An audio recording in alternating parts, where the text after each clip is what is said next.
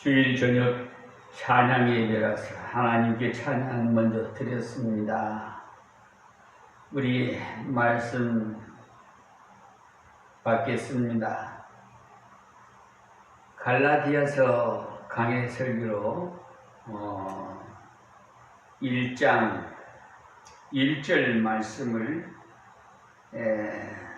지난 시간에 드리다가 못 드린 말씀을 마저 드리고 계속 이어서 말씀드리겠습니다. 1절 말씀에 사람들에게서 난 것도 아니요 사람으로 말미암은 것도 아니요 오직 예수 그리스도와 및 죽은 자 가운데서 그리스도를 살리신 하나님 아버지로 말미암아 사도된 바울은 이렇게 자기 소개를 했어요. 그러니까 우리 예수 믿고 구원받은 것이나 직분받은 것은 예수님께서 죽으시고 살아심으로 구원도 주셨고 직분도 주셨다는 사실입니다. 그래서 우리는 언제나 주님께 속해 있다는 사실을 잊어서는 안 되겠습니다. 그래서 하나님 아버지로 말미암아라고 했잖아요. 그러니까 하나님 아버지께서 우리에게 구원의 은총을 주셨고 또 직분을 주시되 항상 예수 그리스도를 통해서 주시는 겁니다. 그러니 하나님 아버지가 죽은 자 가운데서 그리스도를 살리신 일을 하신 거죠. 예수님께서 죄 없는 증표로 죽은 지 3일 만에 살아나게 하심으로써 완전하신 주님의 삶을 증명하신 겁니다. 바울 사도는 자신의 구원이나 직분이 주님으로 말미암아 은혜로 받은 것임을 강조하고 있는 건데 우리는 직분의 사도는 될 수 없어요. 직분의 사도는 성경을 기록한 이분들이기 때문에 우리는 사도가 될 수 없습니다. 구약을 기록한 분들은 선지자들이고 신약을 기록한 분들은 사도들이에요. 그래서 직분의 사도는 될 수 없습니다. 그러나 우리도 사명적인 의미에서는 사도라고 할 수가 있어요. 우리도 사도적인 사명을 가진 사람들이 특별히 메시지를 주시고는 땅끝까지 전하라고 말씀하셨으니까 그 말씀을 내 것으로 아는 자는 사도적 삶을 살아야 되는 것입니다. 바울만 그렇게 살아야 되는 것이 아니고 모든 성도들은 다 그렇게 살아야 되는 것입니다. 그리고 2절 말씀입니다. 함께 있는 모든 형제로 더불어 갈라디아 여러 교회들에게 라고 한 말씀은 바울 사도는 자기와 함께 있는 다른 형제와 더불어 갈라디아에 있는 교회들에게 문안을 한다는 것입니다. 이 말은 자기만 대단한 존재가 아니라는 것을 말합니다. 예수 그리스도 안에 있는 사람은 예수님의 십자가와 부활을 믿는 사람은 자기와 똑같은 하나님의 은혜 입은 형제라는 것입니다. 바울이야말로 직체적으로는 사도이기 때문에 대단히 높은 사람입니다. 그러나 구원받은 생명으로서의 위치는 내려와 보면 똑같이 주님의 십자가로 생명 얻은 형제들이라 이 말씀입니다. 우리도 하나님께서 주시는 은혜를 생각할 때는 자신에 대한 긍지를 가져야 돼요. 그러나 교회 안에서 형제와 함께 봉사할 때는 나 혼자 대단한 사람이 아님을 아시고 서로 도와가면서 서로 밀어주면서 복음을 위해 살아야 되는 겸손의 자세를 가져야만이 협력을 잘 할 수가 있고 또 주님 마음에 들도록 일할 수가 있습니다. 부모는 자식들끼리 정있게 잘 사는 것을 볼 때 기분이 흐뭇해서 더 바랄 것이 없어요. 그것도 있는 자식이나 없는 자식이 편하지 않고 잘 어울리는 것을 볼 때 더 보기 좋아합니다. 하나님께서 그것을 원하셔서 우리에게 교회를 주신 겁니다. 서로 돕고 서로 사랑하도록 말입니다. 바울은 그것을 알았기에 함께 있는 행제로 더불어 갈라디아 여러 교회들에게 문안을 하는 것입니다. 한 교회만 보낸 것이 아니라 지난 시간에도 말씀드린 대로 갈라디아에 있는 여러 교회들에게 전했다고 했어요. 그 다음 3절 말씀에 우리 하나님 아버지 주 예수 그리스도로 쫓아 은혜와 평강이 있기를 원하노라. 이 말씀은 하나의 형식적인 인사로 한 것이 아니에요. 우리는 진정 은혜를 알아야 돼요. 우리의 구원은 은혜로 왔기 때문에 은혜라는 것은 자격 없는 자에게 가장 귀중한 것을 사랑으로 주시는 것을 말합니다. 하나님의 이 은혜가 아니라면 하나님 앞에 죄인의 인생은 아무도 도저히 설 수가 없는 존재들이에요. 자격이라고는 없는 자들이기 때문에 로마서 5장 6절을 보시면은요, 우리가 아직 연약한 때에 그랬어요.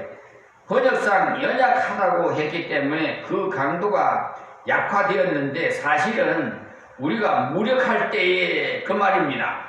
우리가 무력해서 아무것도 할 수 없을 때 그 말입니다. 우리가 유능하고 착했을 때가 아니라 우리가 무력할 때에 기약대로 그리스도께서 경건치 않는 자를 위하여 죽으셨도다라고 했어요. 이것이 은혜입니다.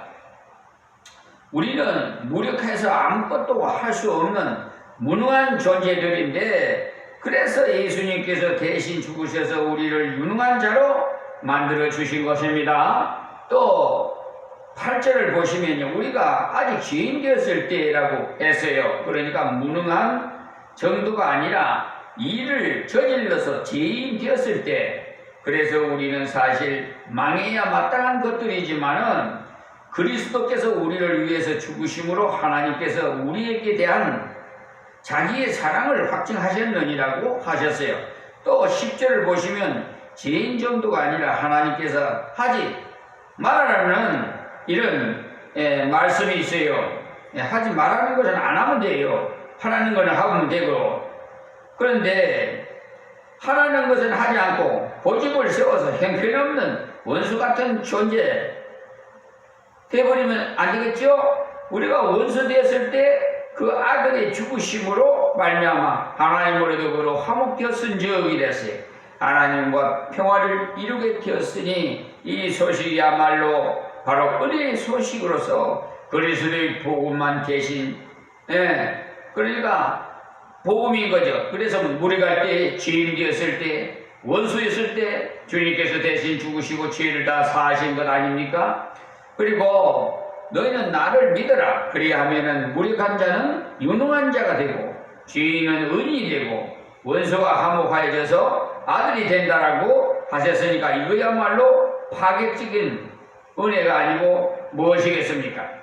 예수 십자가와 부활을 믿으면은 주님의 의가 내 것이 되어서 하나님의 아들이라 불러주신다는 사실, 우리는 건방스럽지만은 그렇습니까? 저는 부족하지만 주님의 그 약속의 말씀을 믿겠습니다. 이렇게 하면 믿는 것이, 저는 그 소식이 너무나도 파격적인 것이라서 처음에는 많은 의심을 했어요. 정말 그럴까 하고 말이에요. 그러나 하나님은 인생이 아니신 하나님이시에요. 그래서 이 복음을 믿었을 때 내 마음속에 정말 평강이 왔던 것입니다. 그래서 사도 바울은 은혜와 평강이 있기를 원하노라고 했어요. 평강이라는 것은 은혜 받은 자가 누리는 심령의 상태를 말하는 것인데, 무력한 자는 평강이 있을 수 없어요. 무력한 자는 항상 좌절감에 사로잡을 수밖에 없어요. 죄인은 항상 불안합니다. 언제 잡혀갈지 몰라서 말입니다. 원수는 항상 증오 속에 살아야 되고, 그런데 아들이 되어서 사랑 가운데 살게 되었으니 그야말로 아들이 되어 평강 가운데서 살게 됐으니 이 놀라운 은총을 우리는 입은 겁니다. 할렐루야.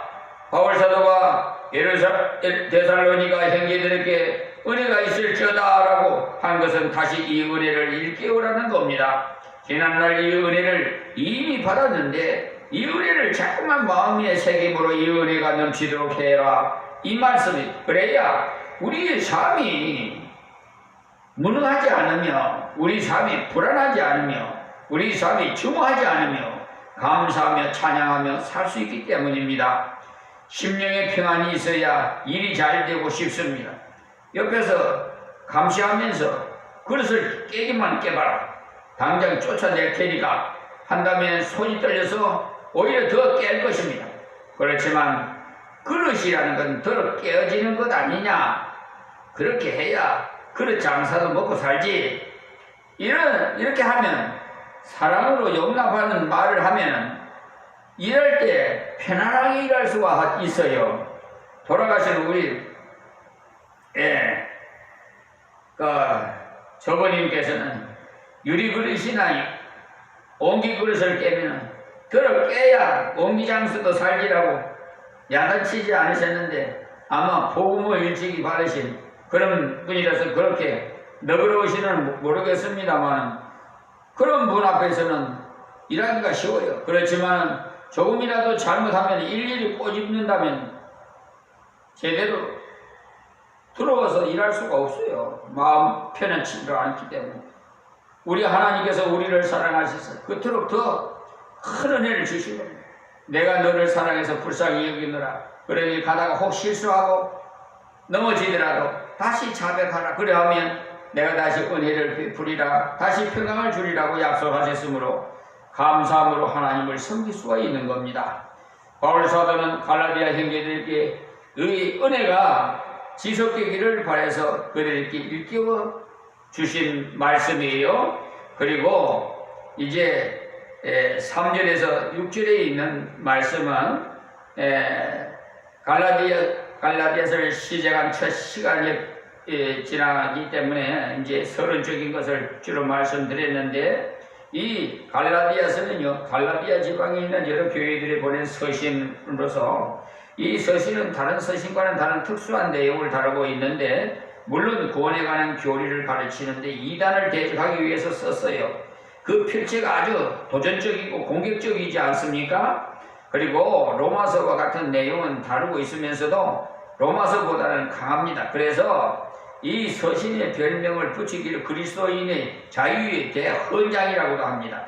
예수 그리스도로 말미암아 우리는 죄와 세상의 악의 세력으로부터 자유함을 얻은 놀라운 은혜를 제거하게 하여 주는 서신이다 이 말입니다. 원래 갈라디아 성도들은요 복음을 바로 받았어요. 그런데 잘못된 사람들, 즉 유대교에 관련된 그 기독교인들로 인해서 곁길로 나갔던 거죠. 지금도 세대론 계통의 사람들 중에는요 종말에 관해서 날짜를 계산하고 있는 경우가 많아요. 그들은 예수님께서 몇 년도에 오실 것이 이라는 식으로 계산해갖고 발표함으로써 웃음거리가 된 적이 여러 번 있었죠. 그리고 무슨 666이 무엇이고라는 식으로 해석해서 교인의 대적으로 여러 가지를 지목하고, 그러니까 그들은 유대교와 비슷한 자들이, 그러니까 조심해야 돼요. 제가 이런 여러 가지 조심해야 되는 것을 자주 말씀드리니까 그런 분들이 별로 좋아하질 않더라고.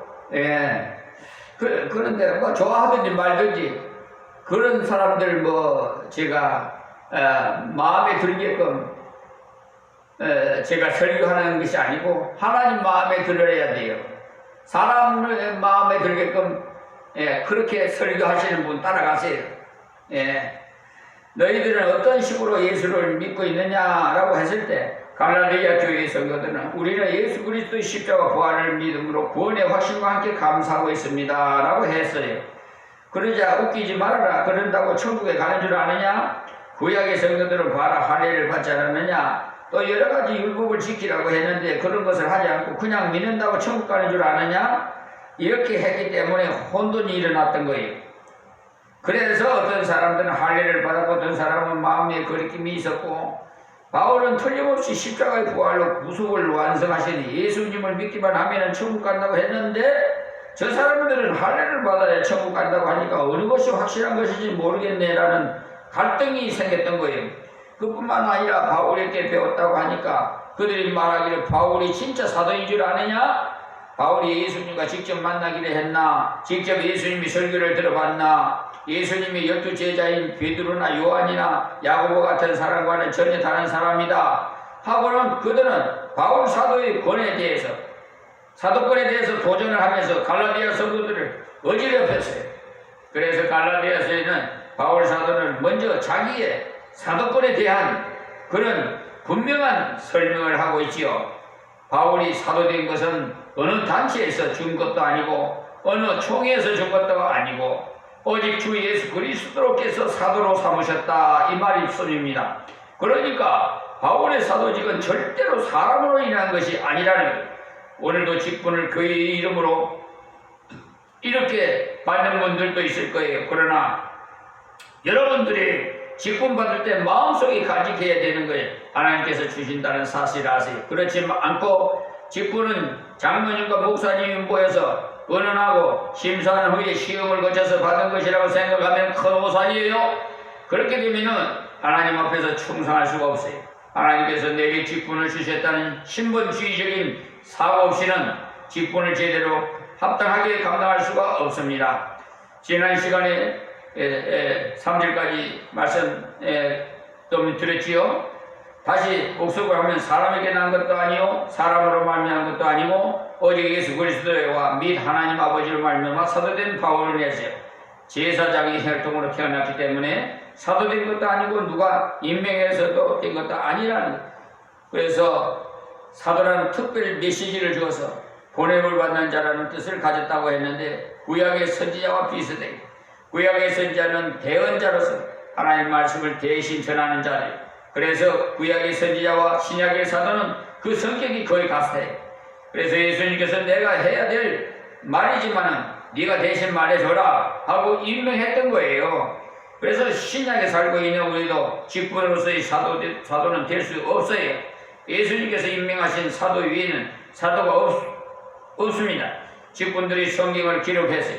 그러나 성경적으로 우리도 다 사도에 속합니다. 우리가 예수님의 부탁을 받고 예수님께서 주신 좋은 소식을 전해야 하는 것이기 때문에 너희에게 성령이 임하시면 권능을 받고 예루살렘과 온 유대와 사마리아 땅끝까지 내 증인이 되리라고 하셨는데 우리는 성령을 받았으므로 이 사명을 받은 것입니다. 죽은 자 가운데서 그리스도를 살리시니라고 하는 것은 하나님은 생명의 주관자로서 죽은 자 가운데서 살리십니다. 이 하나님의 말씀을 믿을 때 우리도 죽으나 삽니다. 예수님께서 말씀하시기를 나를 믿는 자는 죽어도 살겠고라고 하신 그대로 우리는 그 약속의 말씀을 믿고 나가서 전하는 것입니다. 함께 있는 모든 형제로 더불어 갈라디아 여러 교회들에게라고 그 당시 함께 일하던 사역자와 함께 이사를 동참한다는 것을 말하는 것입니다. 바울 사도는 그때 디모데, 실라 이런 분들과 함께 사역했는데 그들도 같이 인사에 동참했다는 것입니다. 그러니까 바울은 자기의 사도권에 대한 담대함도 있었지만은 형제 사이에 겸비함이 있었던 것입니다. 하나님 앞에 구원받은 은혜는 똑같은 것이지 특별한 존재가 아니라는 것. 우리 하나님 아버지와 주 예수 그리스도를 쫓아 은혜와 평강이 있기를 원하노라. 이들에게 은혜와 평강이 있기를 기도해 주었던 것입니다. 이 기도는 다른 서신도 다 나옵니다. 모든 성도에게 이 두 가지 보화가 항상 있어야 된다는 것. 이 은혜는 만물을 창조하신 전능하신 하나님 아버지 예수 그리스도로 인해서만 있는 은혜입니다. 그래서 지난 말씀대로 은혜라는 자격 없는 자에게 가장 귀한 것을 무료로 주는 것을 말해요. 우리는 공짜를 좋아하지요. 우리는 이 은혜를 다 받은 사람들. 첫째는 구원의 은혜고 둘째는 양육의 은혜고 신앙에 자랄 수 있도록 교회를 주셨고 그리고 직분도 받고 직분도 은혜이지 자격이 아니에요. 직분도 은혜고 구원도 은혜고 살아갈 수 있는 것도 은혜예요. 아무 자격 없는 무력한 우리 영적으로 허물과 지혜로 죽었던 인간들인데 무슨 자격이 있겠어요? 아무 자격이 없죠. 그러므로 말씀드렸듯이 우리가 약할 때 기약대로 예수님을 보내주셨고 우리가 죄인이었을 때 예수님께서 대신 죽어주셨고 우리가 원수 되었을 때 예수님이 보내사 우리를 새롭게 하셨어요. 그것이 은혜의 발전이. 우리가 약할 때, 우리가 무능할 때, 우리가 죄인 되었을 때, 우리가 원수 되었을 때, 이런 상태로는 하나님 앞에 감히 설 수가 없어요.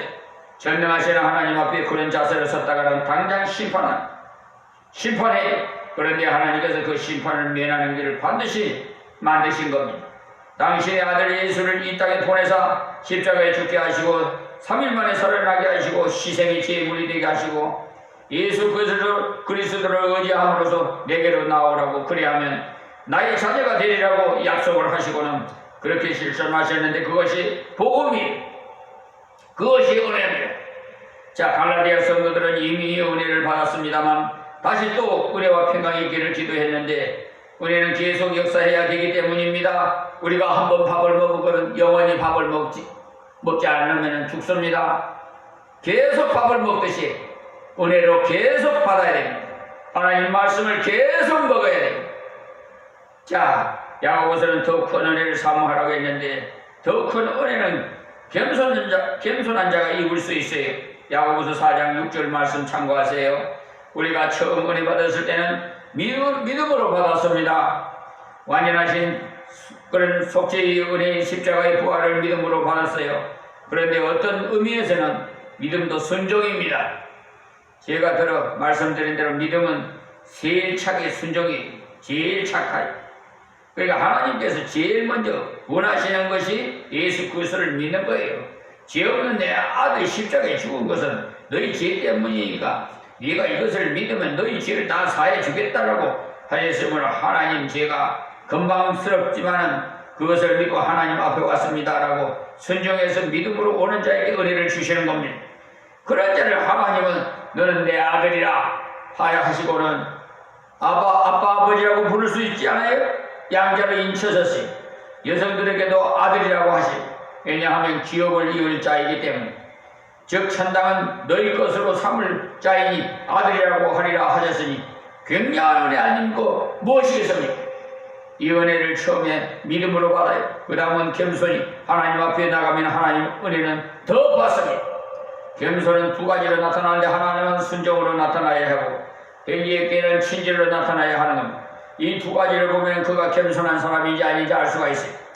하나님 말씀이라면 이해하고 순종한다면 그 사람이야말로 겸손한 사람. 또 형제에게 친절하게 대할 줄 안다면 그 역시도 겸손한 사람입니다. 겸손하다 하다면 하나님의 말씀을 예사로 여긴다면 겸손한 것이 아니에요. 하나님께서 안식일에 쉬어라고 하셨는데 꾸역꾸역 일한다면 결국 겸손한 자가 아니라 오히려 하나님을 거역하는 사람입니다. 쉬었다가는 생활이 어려울 테니 일하겠다는 것은 자기가 하나님보다도 생각이 낫다는 것이니까 교만한 사람인 것이지요. 하나님 말씀을 순종하지 않는 사람은 하나님보다도 자기 머리가 낫다는 거예요. 누가 그래요? 아담이 그랬죠. 하나님께서는 선악을 알게 하는 나무의 실과를 먹으면 정령 죽으리라 하셨는데 딱 먹었으니까 그것이 바로 거역이고 교만한 거예요. 겸손하다면 순종으로 나타나야 합니다. 형제에 대해서는 친절해.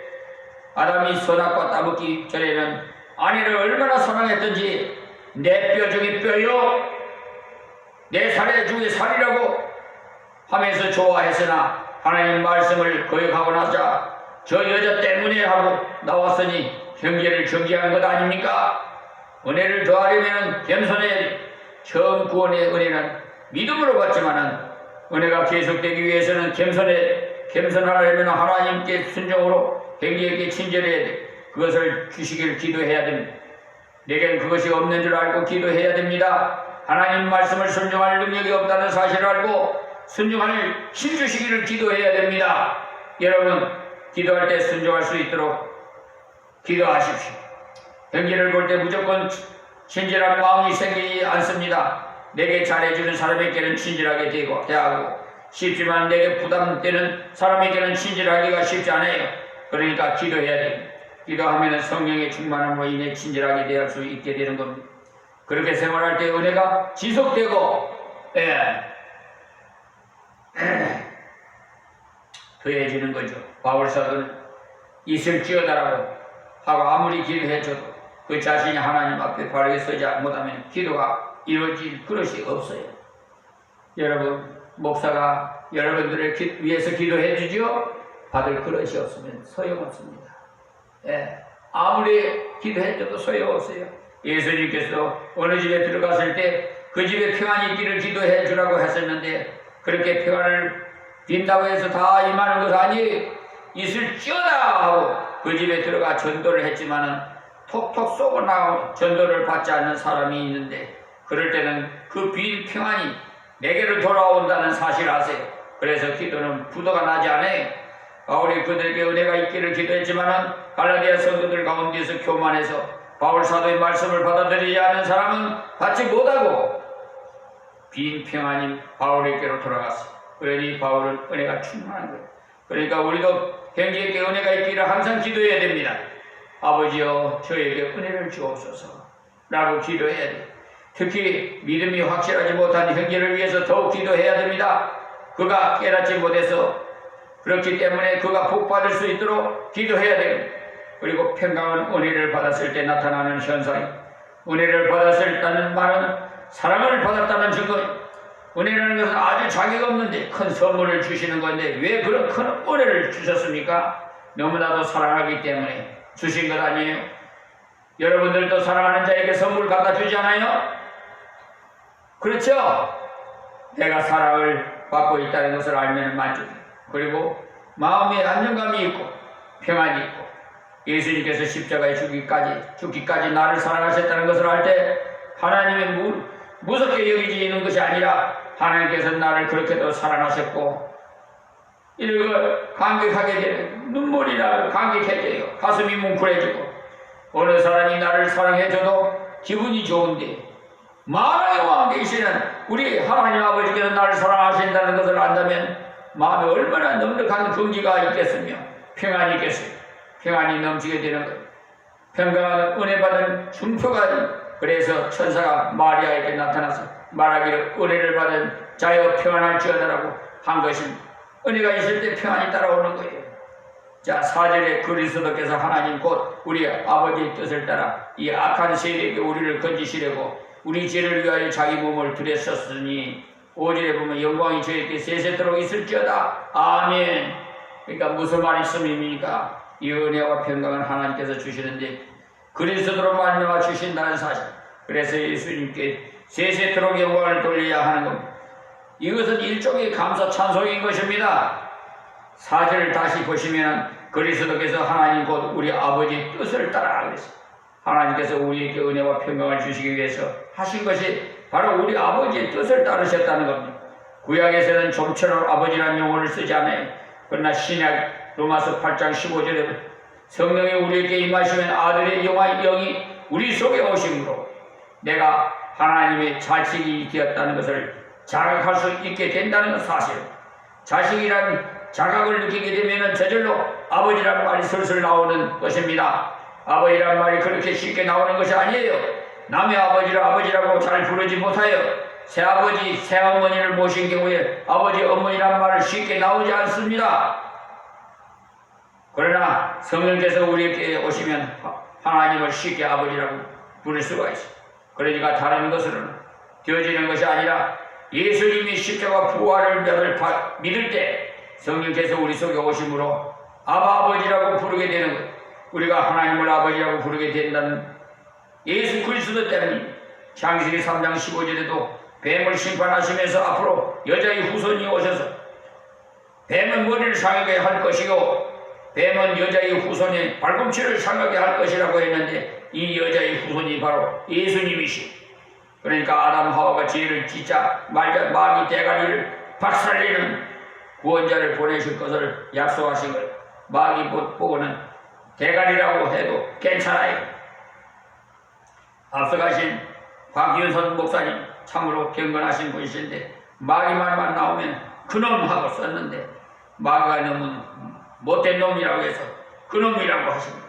그 마귀를 박살내도록 그때 이미 뜻을 정하신 거예요. 죄를 짓자 말자 하나님께서 나의 형상으로 지은 저 인간들을 다시 살려야 되겠다 하시고는 예수님을 여인의 후손으로 오시게 하시고는 죄 짓자 말자 구원자를 보내시겠다고 하셨는데 곧 하나님의 마음이셨다는 거예요. 그 하나님의 마음이란 죄인을 불쌍히 여기시는 그런 마음으로서 그냥 어물쩍 불쌍히 여기시는 것이 아니라 대가를 지불하시고 불쌍히 여기신다는 뜻입니다. 만일 하나님께서 우리를 불쌍히 여기셔서 아무 대가 없이 그냥 천국에 보내주셨다면 우리 마음속에 평강이 없을 것입니다. 왜냐하면 하나님께서 언제 취소라고 하실지 모르니까 말입니다. 그러나 하나님께서 당신의 아들을 보내서 우리의 죄값을 지불하시고 다 이루었다고 하시고 모든 계산을 끝내시고 천국에 들어가도록 하셨으니까 천국에서도 자유하면서 지금도 평강 가운데 있을 수 있습니다. 만약에 예수 그리스도의 보혈 없이 천국을 보내주겠다고 했다 하더라도 갈 수 있을지 없을지는 늘 걱정이 겁니다. 그러나 보혈을 믿을 때 완전한 속죄가 믿어졌기 때문에 그런 염려가 없어요. 하나님께서 속죄를 통한 구원을 하신 것은 하나님께서 공의로우신 분이시기 때문입니다. 오늘 여기서 말씀 맺겠습니다. 하나님 감사하고 고맙습니다. 주신 말씀 증거에 싸우니 듣는 자마다 다 은혜 받게 하여 주시옵시고 변화되게 하여 주시고 하나님 말씀에 순종해서 모두가 합력의 선을 이룰 수 있도록 도와주시옵소서. 예수님의 이름으로 기도합니다. 아멘.